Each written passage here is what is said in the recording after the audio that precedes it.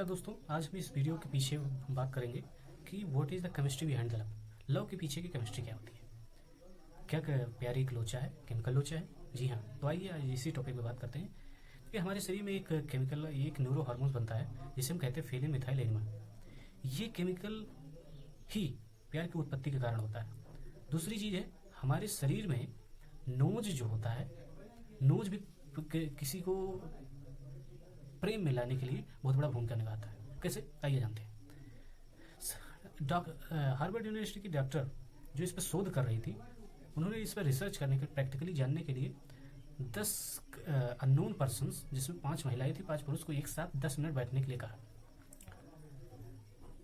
10 minute बैठने के बाद में ये हुआ कि उनमें से जो 3 जोड़े थे, उन्होंने बाद में आगे चल करके, उनको एक दूसरे से प्रेम हो गया।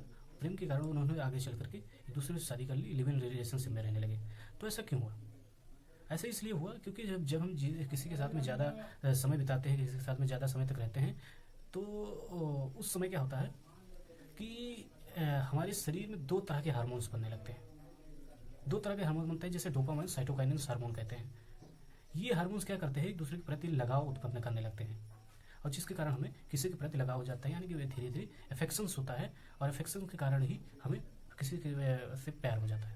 दूसरी चीज़ रही नोज की बात, तो नोज हमारी किसी के पास लाने में बहुत बड़ी भूमिका निभाता है, या किसी को लाइक करने में, पसंद करने में बहुत बड़ी भूमिका निभाता है। क्या होता है, जब हम किसी के पास में बैठते हैं तो ये नोज क्या कहता है, हमारी सुगंध को सूंघ करके, उसके बॉडी के सुगंध को सूंघ करके दूसरे हमारे मस्तिष्क से पहुंचाता है। मस्तिष्क में इसके कोडोन्स होते हैं, रिसेप्टर्स होते हैं। रिसेप्टर क्या करते हैं, इसको सूंघ करके, अगर रिसेप्टर पर हमारे इसके सुगंध के जो कोडोन होते हैं, जाकर के अगर रिसेप्टर कोडोन पर बैठ जाते हैं, अगर फिट बैठते हैं, तो ये तब हमारे मन में आने लगता है, तब हम बगल वाले के जो हमारा बैठा हुआ पर्सन है, हम उसको पसंद करने लगते हैं।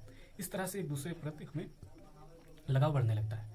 दूसरी बात, ये तो रही केमिस्ट्री की बात। अब हम बात करते हैं कि प्यार कितने प्रकार का होता है, हम प्यार को कितनी भागों में डिफाइन कर सकते हैं। According to the doctor Helen, प्यार को 3 भागों में डिफाइन किया। फर्स्ट होता है अट्रैक्शन, सेकंड होता है अफेक्शन, और थर्ड होता है डीप लव।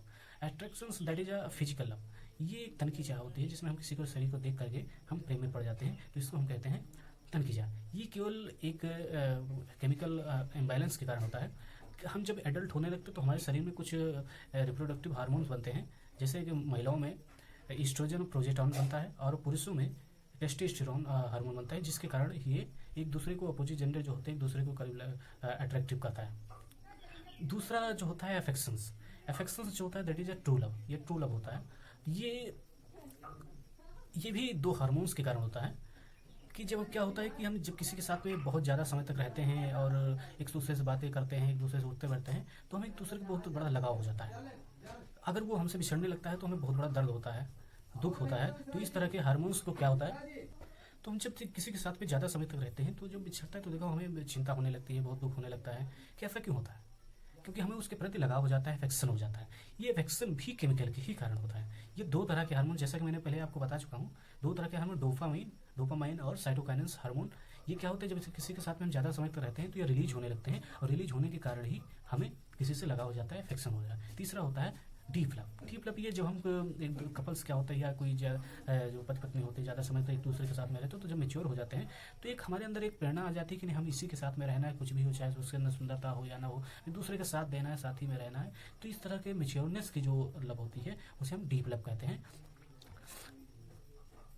एक बात मैं आपको और बहुत जरूरी बात बताना चाहता हूँ, फेलिन मिथाइल एनिमा एक ऐसा होता है कि हम जब किसी के प्यार में पड़ जाते हैं, उसके बारे में सोचने लगते हैं, तो जितना ही ज़्यादा हम सोचते जाते हैं, जितना ही ज़्यादा सोचते जाते हैं, ये उतना ही ज़्यादा मात्रा में रिलीज होता है, उतना ही ज़्यादा मात्रा में रिलीज होता है।